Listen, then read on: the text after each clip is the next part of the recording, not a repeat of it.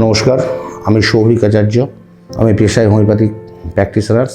আমার বাড়ি মুর্শিদাবাদ, রঘুনাথগঞ্জ। আমার বাড়িতে আমি, আমার স্ত্রী এবং আমার 3 মেয়ে। ফ্যাটি লিভার ছিল। হঠাৎ করে একদিন রাত্রি 3টের সময় রক্ত বমি হয়। তারপরে আমাকে কলকাতায় আনা হয়।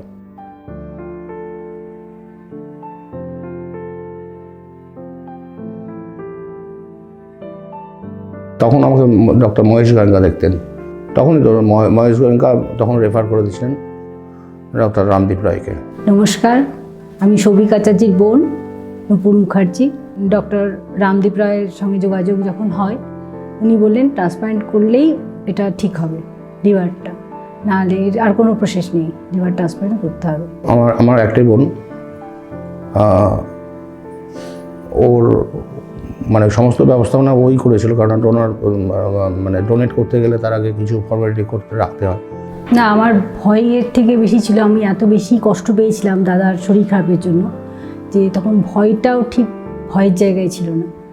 তখন দাদাকেই দাদার জন্য তখন মনে হচ্ছিল জীবনটাও ঠিক দিয়ে দেওয়া যাবে। আর বাড়ির লোকের তো প্রচুর সাপোর্ট আছে, বাড়ির লোকের সাপোর্ট না হলে তো কোনো কাজ করা এগোনো যায় না। আমি কিন্তু সত্যি কথা কোনোদিন জানি না যে লিভার ট্রান্সপ্লান্ট হয়।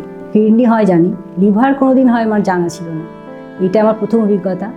হ্যাঁ, ডাক্তার রামদীপ রায়, ডক্টর সুনীত গুলাটি, ডক্টর সুপ্রিয় ঘটক, ডক্টর অমরনাথ বাসু, এরা ভীষণভাবে আমাকে পাশে থেকেছে। যখন যেটা বলেছি করেছে। সবারই কোঅপারেশন খুব ভীষণ ভালো ছিল। বিশেষ করে সিস্টার, ব্রাদার, ডাক্তাররা তো অবশ্যই ছিলেন, এবং ওয়ার্ড বয় থেকে আরম্ভ করে প্রত্যেকে ভীষণ ভালো। তারা সব দিক দিয়েই বলবো, ডক্টররা রামদীপ রায় খুব ভালো ডাক্তার। আমি পুরোপুরি ওনাকে ভরসা করেই অপারেশনটা এগিয়েছি। আমার তো আর কেউ গাইডেন্স সেই হিসেবে ছিল না।